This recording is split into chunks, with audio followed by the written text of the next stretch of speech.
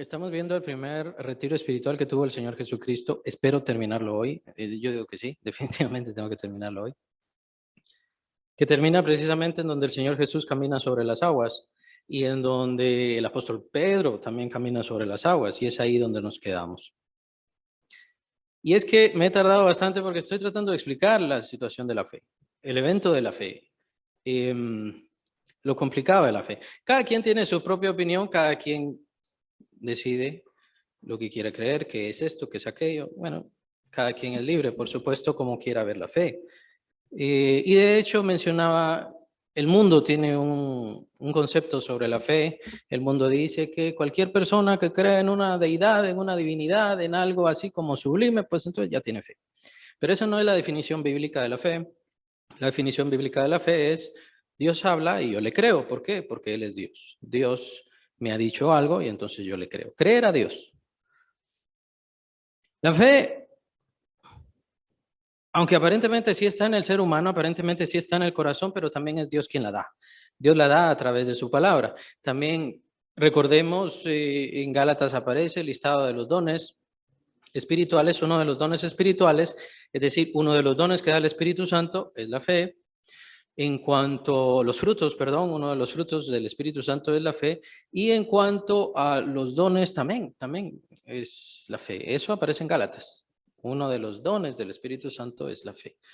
Entonces la fe es un don, la fe es un fruto del Espíritu Santo, la fe está en el ser humano, la fe la da Dios a través de su palabra, y precisamente al recibir la palabra yo le creo, entonces ya tengo fe. Es creer lo que Dios dice. Y Dios no solamente me dice que espere o que le crea o que le entienda, Dios me dice también que actúe. De la misma manera como a Abraham, el Señor le dice: vete de tu tierra, de tu parentela, a la tierra que yo te mostraré. Punto. Eso fue todo lo que le dijo. Y Abraham tomó a toda su familia y se fue. Eso fue todo. ¿Qué necesitó? ¿Necesitó alguna evidencia más? No, simplemente la palabra de Dios. Y es por eso que Abraham es el padre de la fe, además de todo lo que siguió en su vida. Pero él es el padre de la fe, ¿por qué? Porque recibió la orden de Dios y le creyó a Dios. Y le siguió creyendo a Dios hasta el final de su vida. Ese es el propósito, y ese es el propósito de todo creyente. Tenemos algunas cuantas definiciones de fe, y esto es muy importante. La elemental, y que todos aquellos que hemos leído al menos un poco de la Biblia conocemos, capítulo 11 de Hebreos, por si lo quieren apuntar. Capítulo 11 de Hebreos, o si no lo conocen. Capítulo 11 de Hebreos y versículo 1, que dice: es pues la fe, es pues la fe, la certeza de lo que se espera, la convicción de lo que no se ve. Entonces, ¿qué es fe? Certeza, si quieren apuntar esa palabra, una certeza. Y también es una convicción, es la convicción de lo que no se ve. Yo sé, no veo algo, pero sé que ahí está. Y es por eso que sabemos que aquí está el Señor Jesucristo. No lo vemos, no lo vamos a sentir, pero aquí está. Es una convicción, es una seguridad. Ahora, este mismo pasaje es traducido de forma diferente en las mismas traducciones Reinas Valeras, es decir, en las mismas traducciones españolas, solamente que en las anteriores. Y se utilizan otras palabras que sí significan estas palabras que utiliza aquí el escritor. Es decir, no lleva certeza y no lleva convicción, lleva otras palabras.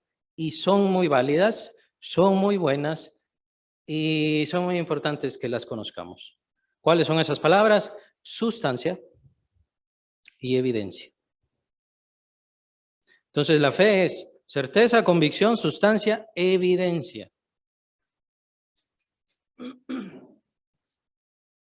Entonces no es muy difícil, simplemente tenemos que cambiar las palabras. Es pues la fe, así es como estaba antes.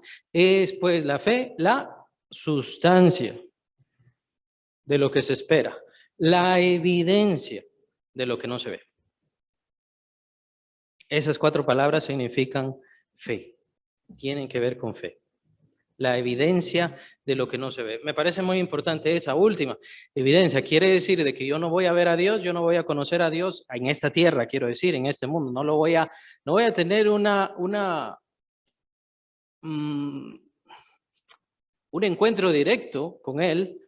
La evidencia de Él es precisamente la fe que está en mí.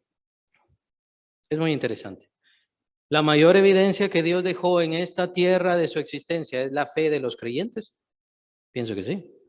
Aunque el Señor, por supuesto, dejó registrada su gloria, su majestad, como lo registran los salmos, en precisamente la naturaleza y la creación y todas estas cosas magníficas que están, pero la evidencia de que Él existe, tal vez la primordial, la principal, la más importante, es nuestra fe. En nosotros tenemos la evidencia precisamente de su existencia, de su ser y de lo que Él hace y quiere hacer por el ser humano, por todo ser humano.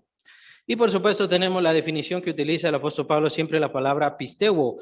Pisteuo es la palabra griega que utiliza el apóstol para hablar de fe. Pisteuo significa confianza.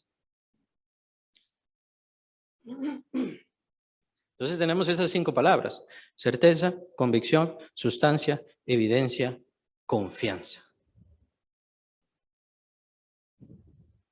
Esos son los términos de la fe.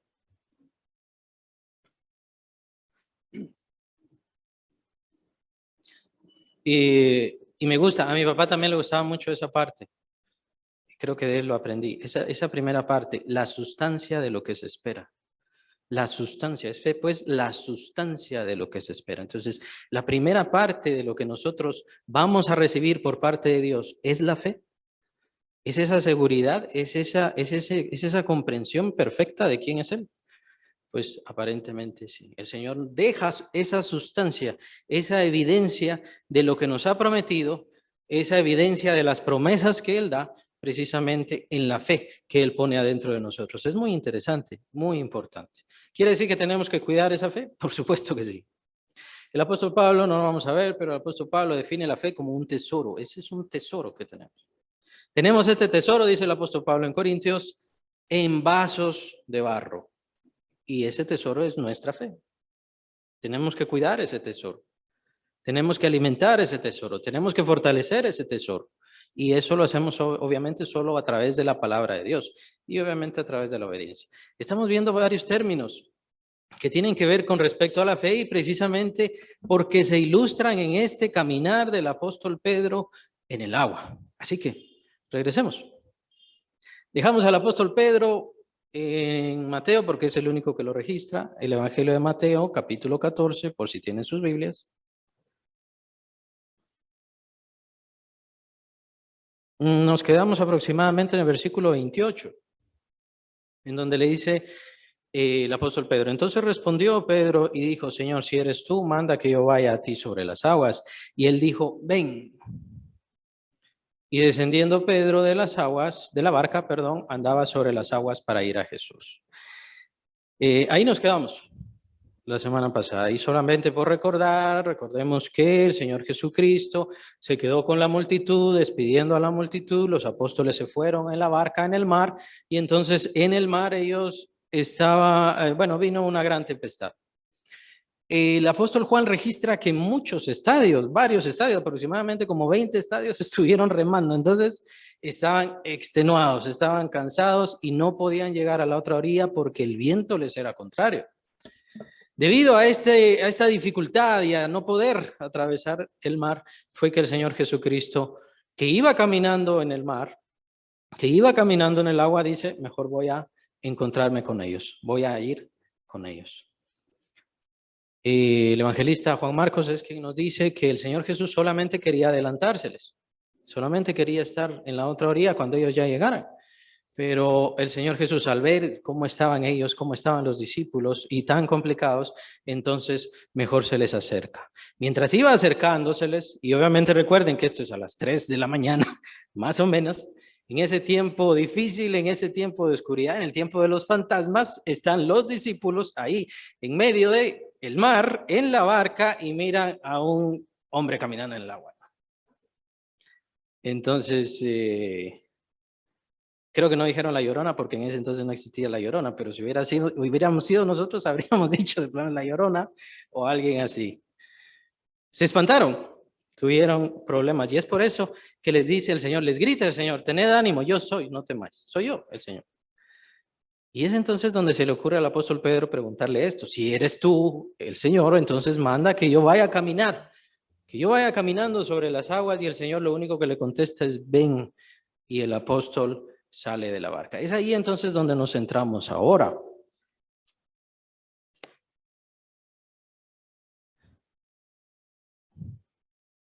Y hay varias cosas que tenemos que suponernos con respecto a la fe. ¿Por qué? Porque a veces nosotros aplicamos la fe así. ¿Qué hubiera pasado si el apóstol Pedro dice, bueno, voy a bajar de la barca, baja de la barca, mira que sí podía caminar y no, bueno, sí puedo caminar, si eres tú, Señor Jesús, entonces se regresa a la barca? ¿Qué hubiera pasado? ¿Habría sido correcto? ¿Habría sido bueno? Era lo que el Señor le dijo, ven. Y era lo que Él le dijo, yo quiero ir a ti. Ven, le dice el Señor.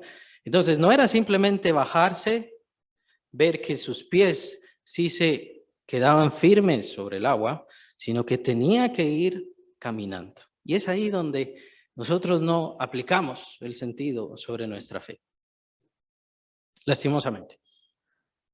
Porque somos muy buenos para bajar de la barca, por así decirlo. Vamos a usar la figura.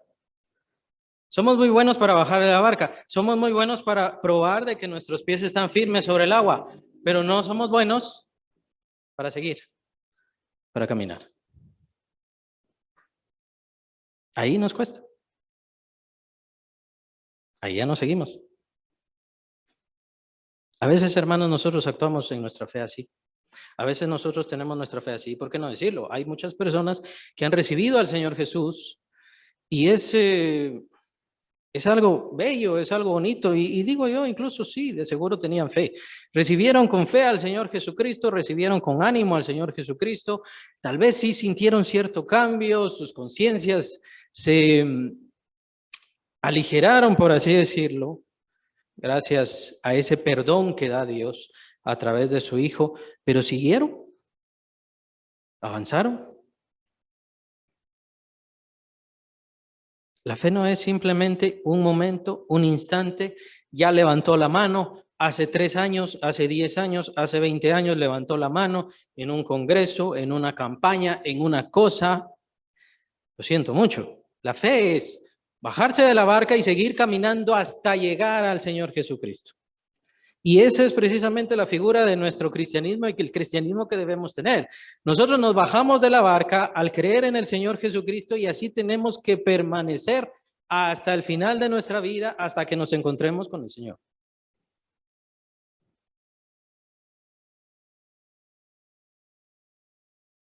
El apóstol Pedro tenía suficiente fe para bajarse de la barca, para poner sus 2 pies fuera de la barca y pararse sobre el agua. Pero ¿qué pasó mientras iba caminando? ¿Qué sucede? Vamos a leerlo. Estamos, versículo 29 de capítulo 14 de Mateo. Él le dijo, ven y desciende. Perdón. Y descendió Pedro de la barca, andaba sobre las aguas para ir a Jesús. Pero al ver el fuerte viento, tuvo miedo y comenzó a hundirse. Dio voces diciendo, Señor, sálvame. Al momento Jesús, extendiendo la mano, asió de él y él dijo, hombre de poca fe, ¿por qué dudaste? Hay una película, a mí no me gusta hablar de las películas, pero hay un principio bonito en una película que me gustó mucho. El principio era un hombre que a través de muchas vicisitudes, muchos problemas que tuvo, terminó siendo como un astronauta, es decir, iba a ser una persona que iba a viajar a otros planetas. No quiero describir toda la película porque es muy grande, ¿no? Pero iba a hacer todo eso. Ahora, este hombre no tenía ninguna capacidad, no tenía ninguna capacidad, incluso estaba malo de su corazón.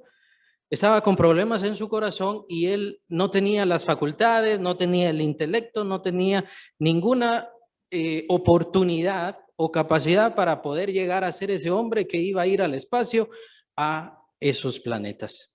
Pero a través de muchos problemas logró hacerlo y él se encuentra con su hermano que tiene muchas facultades, muchas capacidades. Y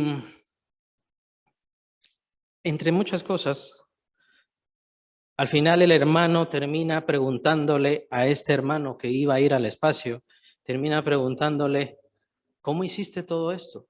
¿Cómo tú teniendo problemas en tu corazón, cómo tú teniendo dificultades, teniendo hasta malos los ojos, porque tenía miopía o no sé qué era lo que tenía, y lograste ser esta persona que va a ir al espacio, un gran astronauta con un gran empleo y todas estas cosas? Y le dice su hermano, y esta es la parte que me gusta, le dice su hermano, ¿quieres saber cómo lo hice? Así como cuando nosotros nadábamos siendo niños, dice él. Así como cuando nosotros nadábamos siendo niños y que tú siempre me ganabas, porque tú siempre eras el mejor. Tú siempre eras el más rápido, eras el más veloz, tenías más aguante, tenías mejor corazón, tenías mejor todo. Pero yo después me di cuenta de algo y dije, ya no voy a dejar nada para el regreso. Cada vez que nosotros nadábamos, pues obviamente uno tiene que regresar a la orilla, tiene que regresar otra vez. Y entonces yo me di cuenta de algo, decía él, yo ya no dejé nada para el regreso. Lo que quería decir es, lo di todo. Y es así como lo hice. No me preocupaba por mi corazón y si me mataba mi corazón, que me matara. No me preocupaba mi mente y si mi mente no me daba, pues que no me diera. Es un mismo principio que utilizó Bruce Lee, por cierto. Cuando estaban entrenándose y había uno de sus discípulos, un su pupilo, él ya no aguantaba el entrenamiento y entonces le dice a Bruce Lee, ya no aguanto, siento algo malo en mi pecho. Bueno, sigue hasta que te mueras. Le dice Bruce Lee eso y ¿cuál es el sentido de eso? No estaba siendo infeliz ni tampoco quería que esta persona se muriera. Lo que quería era que diera todo, que lo dejara todo. Hermanos, lo cierto es que para caminar en la fe tenemos que dejarlo todo. Para seguir a Cristo Jesús tenemos que dejarlo todo. No importando qué aptitudes tengo, qué posibilidades tengo, qué cosas me hacen falta, que sí, que no, voy a regresar a la barca. Y esto es muy interesante lo que hace aquí el apóstol Pedro y lo que hace Dios con el apóstol Pedro. ¿Por qué el apóstol Pedro, cuando iba caminando en el agua y viene este viento, por qué no regresó a la barca?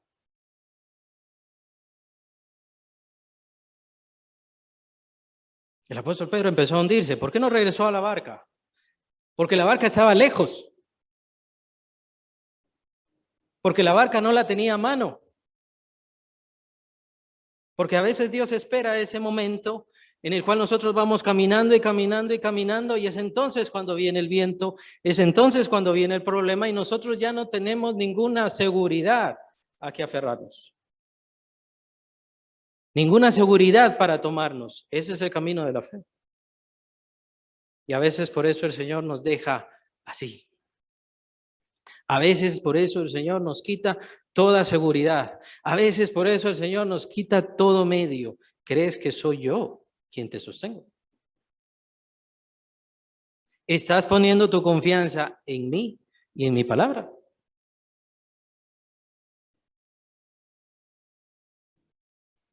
Ese es el camino de la fe. El camino de la fe nos obliga a entregarlo todo. Es cierto que nosotros no hacemos, no nos cortamos el pelo de cierta forma, no tenemos que vestirnos, no tenemos que hacernos marca de ninguna forma. El Señor no nos manda eso, nuestra marca es en el corazón y en nuestra vida. Nuestra fe nos obliga, es este tesoro que tenemos que entregar y ese es un concepto muy importante, lo tenía el apóstol Pablo. Al final de su vida, en esas cartas, en esa carta final que habla a Timoteo, le dice, he acabado la carrera, ¿se acuerdan? He guardado la fe. Y esa es la vida del creyente. Nosotros, hermanos, somos salvos si esta fe que nosotros hemos recibido hoy, o que la recibimos ayer, o que la recibimos hace tantos años, si esa fe la entregamos, la guardamos y la entregamos al Señor, aquí está mi fe. He seguido la carrera que me diste. He obedecido por el camino que me diste. He seguido tu caminar. Entonces somos salvos. No son salvos Aquellas personas que alguna vez se convirtieron, que aceptaron, que creyeron y se apartaron. Ya no quisieron seguir caminando en el agua, ya no quisieron seguir obedeciendo al Señor, ya no quisieron seguir el camino que Dios les había dado. No, no, no. Mejor regresaron a la barca, mejor regresaron a nadar, mejor regresaron a sus propios medios. Eso es lo interesante de este pasaje. Es tan revelador. El apóstol Pedro podía nadar sin ningún problema. Era un pescador de toda la vida. Él estaba acostumbrado a pasar noches enteras viendo si pescaba. Estaba acostumbrado a estar ahí. Pero en el momento en que empezó a hundirse, clama a Cristo. Clama a Cristo. Es muy particular, me desconcierta ese pasaje. Esa forma de entender. Quiere decir que el apóstol Pedro ya se estaba olvidando, no solamente de que había sido pescador o de que era pescador, se estaba olvidando de su propia humanidad y él simplemente quería hacer lo que Cristo quería de él. Se estaba olvidando, estaba dejando todas las cosas atrás, o como les decía con respecto a la película, él ya no quiso dejar nada para el regreso. Él quería seguir al Señor Jesús. ¿Es así? Ese es el sentido de la fe. Nosotros no tenemos una marca física de nuestra religión, llamémosle así, pero nuestra marca que nos domina y que debe someternos es nuestra fe. Pero los discípulos también tenían fe. Los discípulos también eran creyentes, sí, pero saben, ellos no quisieron bajarse de la barca. Ninguno de ellos, ni uno solo dijo yo quiero empezar a caminar. Ni uno de ellos dijo yo quiero ver, lo vamos a ver más adelante. ¿Qué significa esto? ¿Por qué eran así?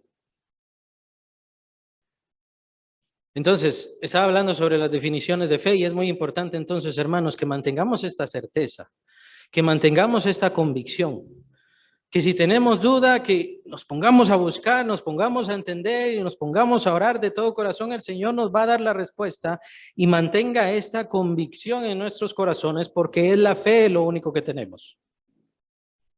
La fe es lo único que tenemos. Y es por medio de la fe que Dios obra en nuestras vidas. La fe es muy interesante. La fe, aunque el pecado sí le afecta, pero no está sujeta al pecado. Quiero decir, ¿yo tengo que dejar de ser pecador para poder tener fe? No, la verdad no. Cualquier persona es libre de tener fe. Cualquier persona puede llegar a tener fe, solamente tiene que oír, solamente tiene que creer al Señor, solamente tiene que poner su confianza en el Señor y entonces tendrá fe. Sin importar sus pecados, sin importar su maldad, sin importar cuántas cosas y de qué forma se haya alejado de Dios. Si tiene fe, puede acercarse a Dios. Es muy interesante. La fe nos hace conocer a Dios. La fe nos hace comprender a Dios. Cuando el Señor le dice a Abraham, quiero que me sacrifiques a tu hijo. De seguro Abraham tuvo conflictos, problemas, dificultades. ¿Qué será esto? ¿Será que sí? ¿Será que tiene razón? ¿Será que no tiene razón? Pero el apóstol Pablo nos da la clave con respecto a Abraham, lo habla en la carta a Romanos, y dice, lo que pasa con Abraham puede ser que haya conflicto, puede ser que tuvo dudas, puede ser que hubo diferentes cosas, eso pues es irrelevante. Al final, la fe de Abraham le enseñó algo, le hizo entender algo. Y esto es maravilloso, le hizo entender, dice el apóstol Pablo, que Dios era suficientemente poderoso para levantar a su hijo de entre los muertos y lo iba a levantar de entre los muertos. Abraham sabía que él le iba a meter el cuchillo a su hijo, Isaac, y que éste moriría, pero Dios lo iba a levantar, porque él era suficientemente poderoso, Dios era suficientemente poderoso para levantar a su hijo de entre los muertos. Y él tenía una promesa sobre Isaac te daré descendencia, le dice el Señor. Dios no podía faltar a sus promesas. Dios era un Dios veraz, cierto, seguro, pero también todopoderoso. No importaba qué me pidiera el Señor, Dios me lo iba a devolver. Es muy interesante. Esa certeza, esa convicción nos la da la fe.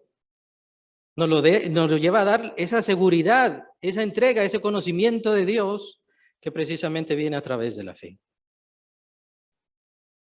La fe nos hace sujetarnos a las promesas de Dios, la fe nos hace sujetarnos al plan de Dios. Dios le dice a Jacob, si quieren lo apuntan, pero no lo vamos a ver ahora, está el capítulo 28 de Génesis. Ahí está en donde está el llamado que hace Dios a Jacob. ¿Cuál fue el llamado a Jacob? Fue aquel momento de Betel, ese momento maravilloso en donde Jacob duerme en el suelo, ya voy a decir por qué duerme en el suelo.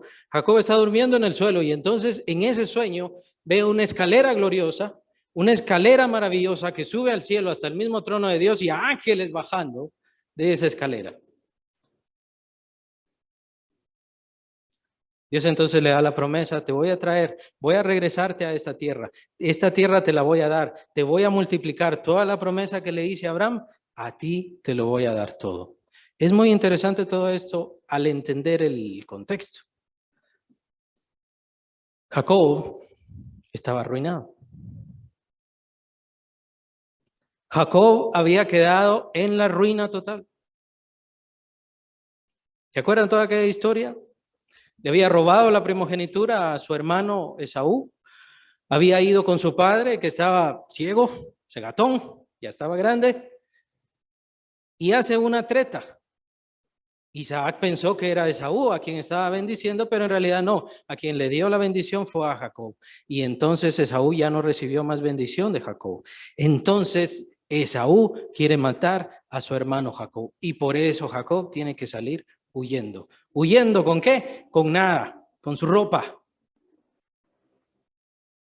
Por eso estaba en el suelo, por eso estaba ahí en Betel, por eso estaba en ese lugar y de hecho una almohada era una roca que estaba ahí. Estaba acabado. Y es en ese momento donde ve esta visión gloriosa. Es en ese momento donde él ve esta visión maravillosa. Me recuerda mucho a el Apocalipsis, precisamente en donde todos los creyentes estaban siendo perseguidos y el apóstol Juan ve esta visión maravillosa de Dios, del cielo, pero por supuesto del Señor Jesucristo, quien es el que domina todas las cosas, el dueño de todas las cosas, está por sobre todo. Entonces no tenemos por qué temer al imperio romano. Eso era el mensaje para las iglesias en aquel entonces. Y para Jacob era lo mismo. Tú te fuiste de la casa de tu padre, ahí estaban las riquezas de Abraham, las cuales por supuesto se las quedó Esaú. No le quedaron a Jacob, se las quedó Esaú. Pero es que yo te he elegido a ti. Yo he elegido a Jacob. Yo he confiado en ti. A ti te doy la herencia.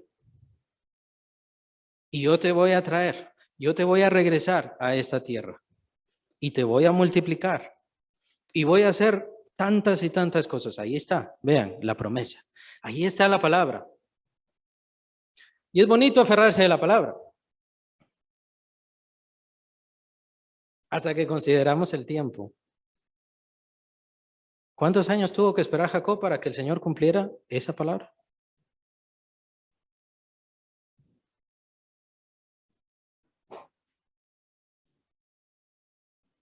Tenemos que considerar al menos los 14 años. ¿Se acuerdan? Esa es otra treta, pero esa se la hizo Labán, su suegro.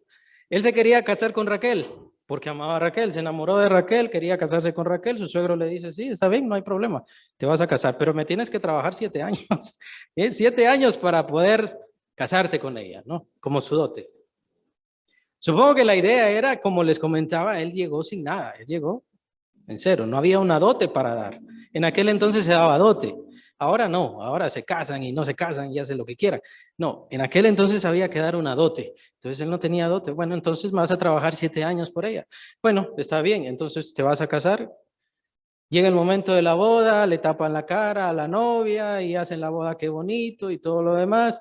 Y por supuesto viene la noche de bodas hasta el día siguiente, entonces supongo que estaba un poquito borrachito, o no sé, y no se dio cuenta, hasta el día siguiente se da cuenta, bueno, voy a ver a Raquel cómo está, y se da cuenta que no es Raquel, es Lea, es la hermana de Raquel. ¿Y quién se la puso?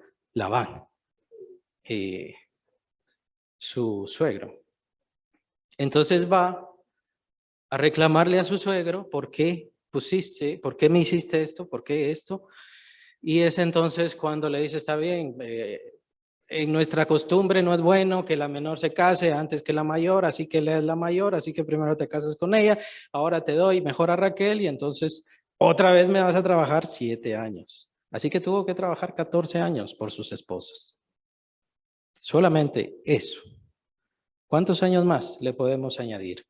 6, 5, fueron casi 20 años esperando la promesa de Dios, que es entonces cuando Jacob con sus esposas, con sus hijos, con su propiedad, con su ganado y con todo que había recibido de su trabajo allá con su suegro, entonces regresa a la tierra. Es hasta entonces donde Dios está cumpliendo su promesa. Y es eso lo que no nos gusta. Es eso lo que no nos gusta. Yo le creo hoy a Dios y mañana quiero que me cumpla. Yo le pido hoy a Dios, mañana ya quiero ver respuestas. Y eso no es así. Eso no es así. No sé qué es. El Señor no usa calendario, el Señor no tiene reloj. ¿O qué es exactamente? Porque el Señor simplemente no le importa el tiempo, pero Él simplemente se toma su tiempo y ya. Simplemente se toma su tiempo. Si el Señor puede hacer algo en un mes y lo puede hacer en un año, Él va a elegir hacerlo en un año. Si puede hacer algo en un año y se puede tomar 20 años, mejor 20 años. No sé por qué es así, pero así es. El creyente, el hombre, la mujer de fe tiene que aprender a esperar y aguantar, resistir. De eso nos habla esa caminata del apóstol Pedro. Ya estaba caminando en el agua, lo cual era imposible. Ya había dejado la barca, lo cual era imposible. ¿Qué lo hizo dudar? Un viento.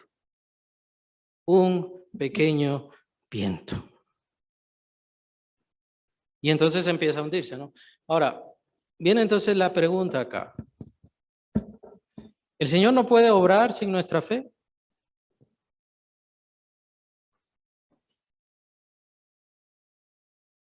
¿O sí puede obrar sin nuestra fe?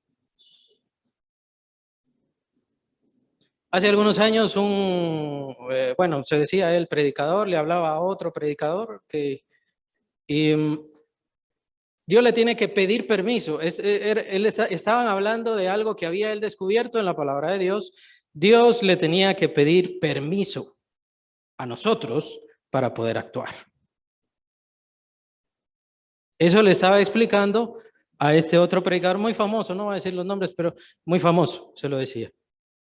Y entonces el otro predicador decía, qué bueno, qué increíble, qué gran iluminación. O sea, Dios nos tiene que pedir permiso a nosotros a través de la fe, a través de nuestra fe para poder actuar. Yo no sé si habrá sido la mano de Dios, pero ese hombre que estaba impartiendo esa supuesta gran iluminación, no había pasado un año y ya estaba muerto. Entonces yo no sé si fue Dios, pero es probable. Es probable que Dios le estuviera diciendo, no, yo puedo hacer lo que yo quiera hacer cuando yo quiera hacerlo. Ahora, Dios quiere usar nuestra fe. Dios no necesita nuestra fe, pero quiere usar nuestra fe. Dios no está limitado por nuestra fe o por nuestra falta de fe, o nosotros no tenemos que decirle nada a Dios que haga.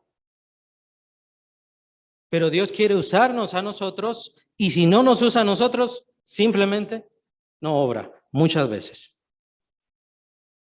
Prueba de eso son los egipcios, perdón, son los israelitas en el tiempo de los egipcios. ¿Quién sacó a los israelitas de Egipto? Dios, nadie más. Moisés era el portavoz. Moisés solo decía las palabras, esto es lo que quiere Dios, se acabó. Pero fue muy diferente cuando Dios manda al pueblo de Israel, vayan, entren a la tierra prometida y ustedes conquístenla. ¿Quién la iba a conquistar? Dios. Siempre iba a ser Dios, pero tenía que usar a los israelitas. Él quería usar a los israelitas y por eso esa palabra es muy importante. Dios quiere. No le necesita, quiere.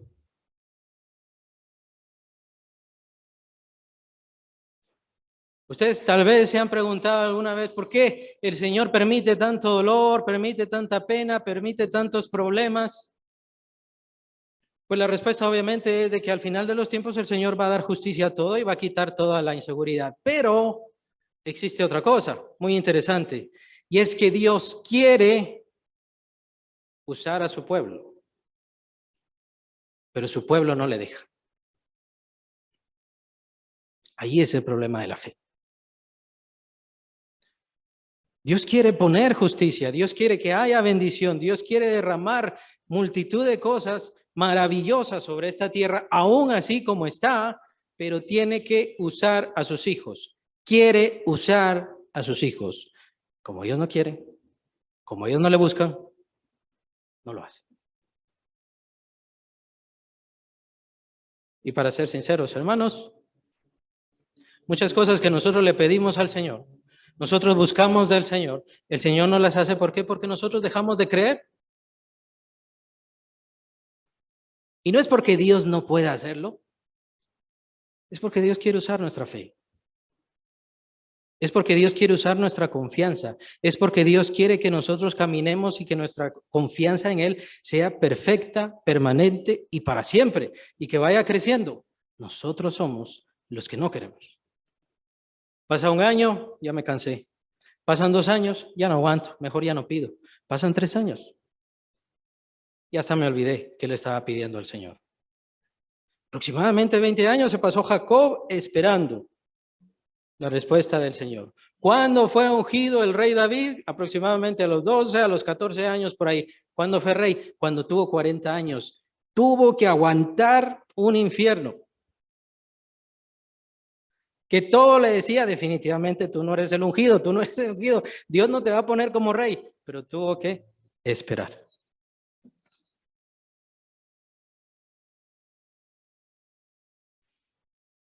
Dios nos hace esperar. Y Dios espera hasta ese momento donde nosotros ya no tenemos confianza, donde nosotros ya no tenemos a dónde agarrarnos, donde la barca ya está demasiado lejos y nosotros ya no podemos ir. ¿Cómo vamos a sostener nuestra fe? El sostén de nuestra fe es siempre el mismo, Cristo Jesús.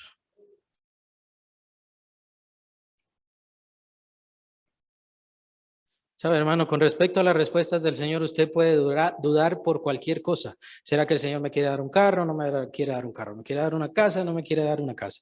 Puede dudar por cualquier cosa, pero de algo no puede dudar, y es que el Señor siempre será el sustento de su fe, de su confianza en Él, de su fortaleza en Él.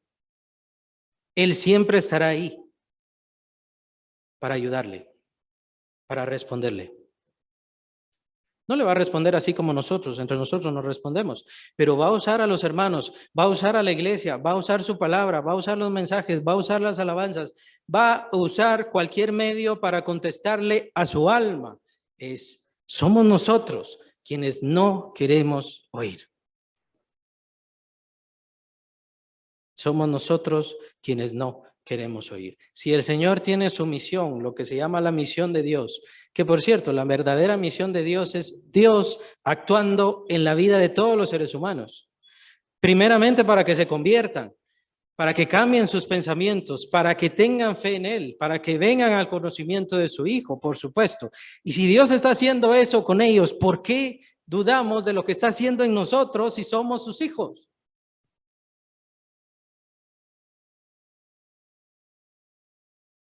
A veces nos pasan cosas malas precisamente para que nos demos cuenta que el único que está ahí con nosotros, siempre delante de nosotros, es el Hijo de Dios. A veces nos quedamos en cero, sin nada, sin ninguna cosa. ¿Por qué? Porque ahí está el Hijo de Dios esperando para darnos esa visión gloriosa, maravillosa, precisamente en donde nos dé su propósito. Usted se siente desvalido, desvalida, se siente arruinado, se siente arruinada. No digo que sea la voluntad de Dios, así es el mundo. Esa es la ruina del mundo, eso es lo que da el mundo, eso es lo que paga el mundo. Pero Dios está ahí siempre esperando ese momento para poder ayudar a la fe, para ser su sustento, para ser su compañía. Jesús, nuestro Señor, trabó del apóstol, lo levantó. Él es el sustento de la fe. Y dice que ambos caminaron hacia la barca. Quiere decir que levantó su fe, fortaleció su fe y le ayudó a caminar precisamente, a seguir caminando en el agua.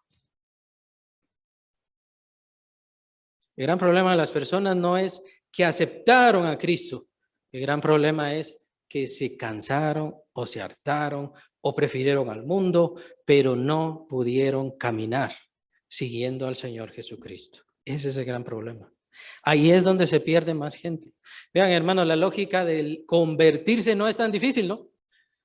Le preguntamos a cualquier persona, ¿qué quiere irse a una cárcel o quiere irse a su casa? Pues, ¿qué van a elegir? Van a elegir la casa.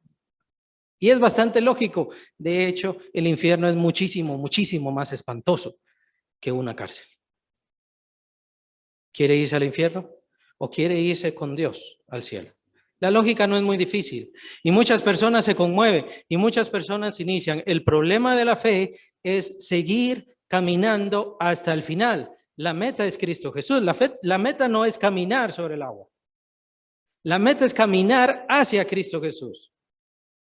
Él es nuestro sentido, Él es nuestro propósito y Él es nuestro fin. Y con esto termino, es el pasaje que leyeron en el devocional.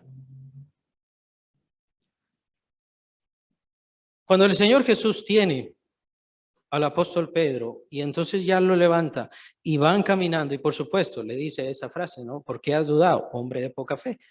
Un viento te hizo dudar y por eso empezaste a hundirte. El Señor lo levanta, empiezan a caminar y regresan a la barca. Cuando regresan a la barca, Mateo dice que los discípulos adoraron al Señor Jesucristo y dijeron verdaderamente tú eres el Hijo de Dios. Ahora, en Marcos aparece otra cosa. Es el pasaje que leyeron. Algo muy interesante. ¿Qué es lo que pasa? Dice versículo 51, capítulo 6 de Marcos. Y subió a ellos en la barca y se calmó el viento. Y ellos se asombraron en gran manera y se maravillaban. Se asombraban y se maravillaban.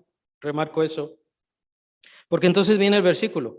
Porque aún no habían entendido lo de los panes. Por cuanto estaban endurecidos sus corazones. Me gusta, nuevamente se lo repito. Marcos dice cosas muy interesantes. Señala cosas muy valiosas. Estaban endurecidos sus corazones. Ah, bueno, pero dice, no habían entendido lo de los panes. ¿Qué es eso de los panes? Se acuerdan al principio, pero no es la multiplicación. ¿Qué les dijo? No necesitan irse. Dadles vosotros de comer. Eso es lo que no habían entendido. ¿Por qué se maravillaban? ¿Por qué estaban extrañados? Porque todavía no creían. Porque todavía su fe no se había fortalecido. Sus corazones estaban endurecidos. Les pregunto así, hermanos, ¿cuántos años llevan de ser creyentes? Y vean, dependiendo de los años que lleven de ser creyentes, ¿todavía les maravillan los milagros del Señor? ¿Todavía les maravilla que el Señor obre? Y es así como deben tener y juzgar sus propios corazones. Porque como creyentes tendríamos que vivir de milagro en milagro todos los días. Y es eso lo que el Señor ha puesto para nosotros. Y es eso lo que el Señor ha ofrecido para nosotros. ¿Por qué mi corazón está endurecido? Porque yo prefiero quedarme en la barca.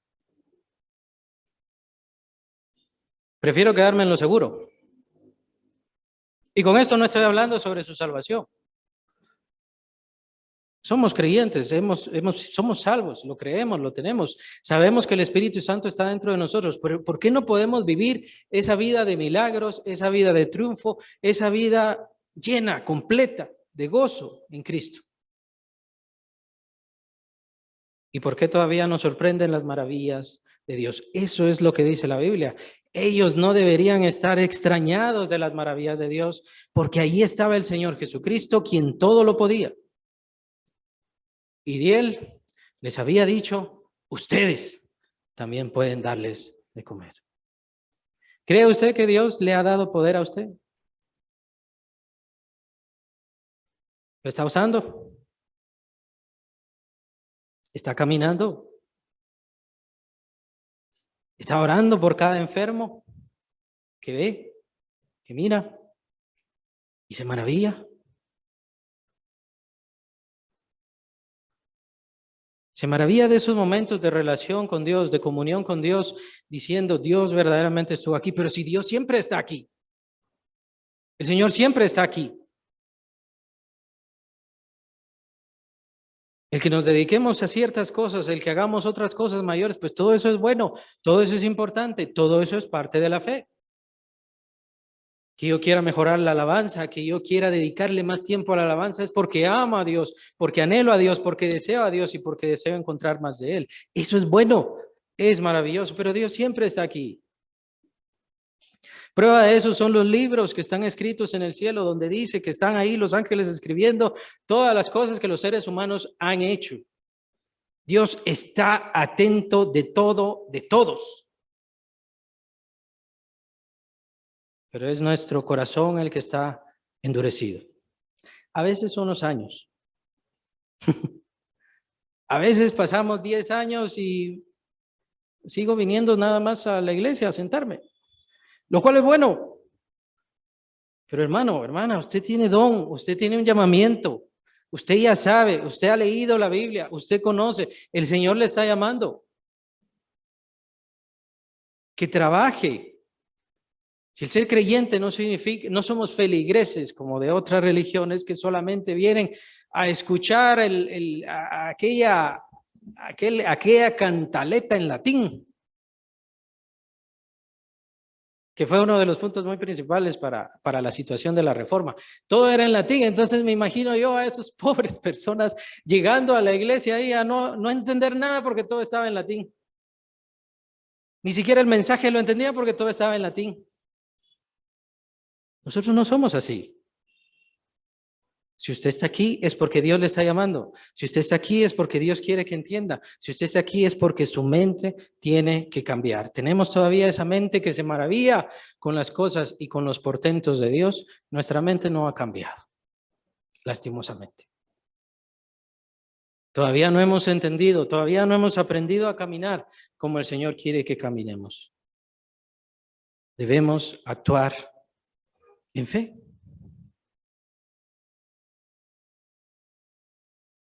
La fe para salvación sí es una fe de esperanza, por supuesto, pero hay otra fe, una fe de conquista, una fe de ganar almas, una fe de destrucción de fortalezas.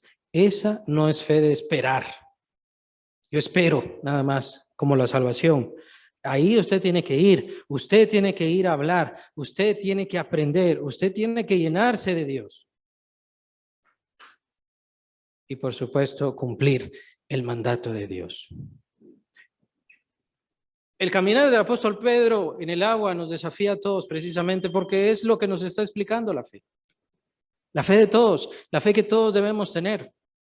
Nuevamente le digo, no le estoy diciendo que no tenga fe, ni mucho menos que no sea salvo o salvo.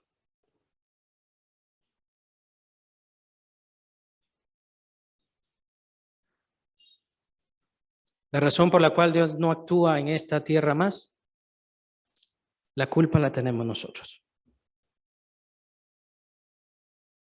Nosotros. No porque no pueda.